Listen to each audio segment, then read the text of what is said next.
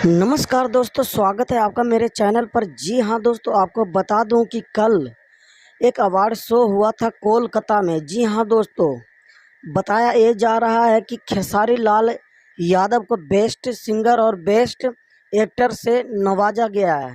जी हाँ दोस्तों, गोविंदा का हाथों है जो उनको बेस्ट सिंगर का अवार्ड दिया गया है। जी हाँ दोस्तों, आपको ये बता दूं कि कुछ लोगों का कहना है कि जो कोलकाता के अंदर अवार्ड शो हुआ था वो पैसे दे करके करवाया गया था।